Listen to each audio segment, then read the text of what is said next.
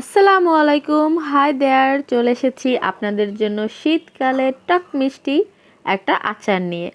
চলুন তাহলে আমরা খুব সহজে জলপাইয়ের আচার কিভাবে তৈরি করতে হয় আর সংরক্ষণ করতে হবে সেটা ঝটপট দেখে নেই। এবার প্রথমেই আমি আপনাদেরকে দেখিয়ে দিচ্ছি কিভাবে জলপাইগুলো কেটে নিতে হবে। এভাবে একটা ছুরি দিয়ে একদম পাতলা পাতলা করে এগুলোকে কাট বসাতে হবে, ঘন ঘন কাট বসাবেন আর একদম আটি পর্যন্ত ছুরিটা নিয়ে যাবেন। এভাবে কেটে জলপাইগুলোকে অনেকক্ষণ পানিতে ভিজিয়ে রাখতে হবে। আমি সবগুলো জলপাই এভাবে একদম সম্পূর্ণ কেটে নিব।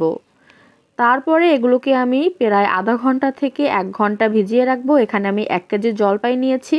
বেশিক্ষণ ভিজিয়ে রাখলে এর ভেতরে যে কষ থাকে সেটা বেরিয়ে যাবে। এখন আমি এটাকে সিদ্ধ করার জন্য প্রথমে পর্যাপ্ত পরিমাণ পানিতে 1 চামচ লবণ দিয়ে দিলাম।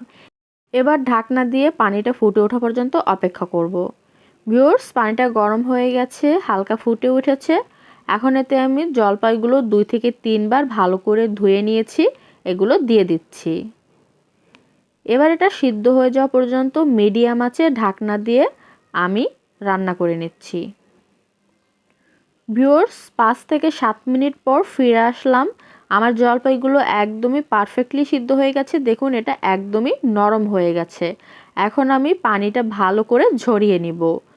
এটা যতক্ষণে পানি ঝরিয়ে নিচ্ছি, আপনারা চাইলে আমাদের চ্যানেল সাবস্ক্রাইব করে দিতে পারেন। এখানে আমি 1 চামচের মতন পাঁচফোড়ন নিয়েছি। এবার প্রথমে এটাকে কিছুক্ষণ টেলে নিতে হবে।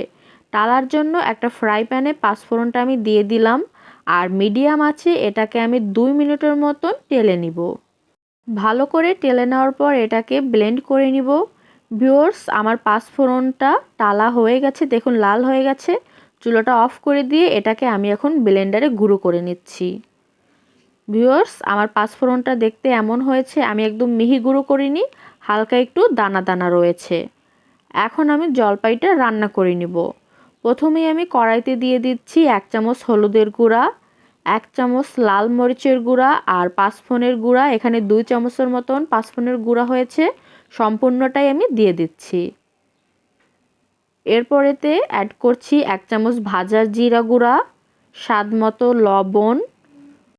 এরপর অ্যাড করব হলুদ সরিষা বাটা 2 চামচের মতন। আমি রেডিমেড সরিষা বাটা দিচ্ছি, আপনারা চাইলে সরিষা বেটেও ইউজ করতে পারেন। এরপরেতে অ্যাড করছি 4টা এলাচ, অবশ্যই মুখ ফাটিয়ে দেবেন, 3 টুকরা দারচিনি আর 1 টেবিল চামচ রসুন, যেগুলো আমি মাঝখান থেকে ফালি করে কেটে নিয়েছি, আর 1 কাপ চিনি। তবে চিনি আপনারা চাইলে কিন্তু একটু কম বেশিও অ্যাড করতে পারেন নিজেদের স্বাদ অনুযায়ী। এবার আমি এর মধ্যে জলপাইগুলো দিয়ে দিলাম। জলপাইগুলো দেওয়ার আগে অবশ্যই ভালো করে পানিটা ঝরিয়ে নেবেন। এখন মিডিয়াম আঁচে এটাকে আমি এর থেকে পানি বের হয়ে যাওয়া পর্যন্ত কষিয়ে নেব। আর অবশ্যই কন্টিনিউয়াসলি নাড়তে থাকবেন, তা না হলে কিন্তু চিনিটা নিচে পোড়া লেগে যেতে পারে। তো অবশ্যই আস্তে আস্তে ভালো করে নাড়তে থাকতে হবে আর মিডিয়াম আঁচে এর থেকে পানিটা বের হয়ে চিনিটা মেল্ট হওয়া পর্যন্ত অপেক্ষা করতে হবে। ভিউয়ার্স, দেখুন জলপাই থেকে কিন্তু পানিটা বের হয়ে এসেছে। এবার আমি এই চিনিটা একদম শুকিয়ে যাওয়া পর্যন্ত অপেক্ষা করব। কিছুক্ষণ জাল দেওয়ার পর দেখুন চিনিটার কালার কিন্তু আস্তে আস্তে চেঞ্জ হচ্ছে। বেশিক্ষণ না, জাস্ট চিনিটা দেওয়ার পর 5 থেকে 7 মিনিটই আপনারা মিডিয়াম আঁচে রান্না করে নেবেন। ভিউয়ার্স, আমার জলপাইয়ের আচার একদমই রেডি। আমি 6 মিনিটের মতন রান্না করে নিয়েছি। তার মধ্যে চিনিটা মেল্ট হয়ে দেখুন ভালোভাবে শুকিয়ে একটু ক্যারামেলাইজডও হয়েছে। হালকা যখন এভাবে লাল হয়ে যাবে চুলাটা অফ করে দিবেন। আমার আচার রেডি। এখন এটাকে ঠান্ডা করে ফ্রিজে সংরক্ষণ করব। এটা চাইলে কিন্তু আপনারা ফ্রিজের নর্মাল সেকশনে একটা এয়ার টাইটেড বক্সে রেখে 1 মাসের মতন সংরক্ষণ করতে পারবেন। তার থেকে বেশি দিন করতে চাইলে অবশ্যই বের করে রোদে 1 থেকে 2 ঘন্টা শুকিয়ে নেবেন, তাহলে অনেক দিন পর্যন্ত এটা ভালো থাকবে। এটা চাইলে কিন্তু আপনারা খিচুড়ির সাথেও খেয়ে দেখতে পারেন। অবশ্যই বাসায় তৈরি করবেন। আজ আসি, আল্লাহ হাফেজ।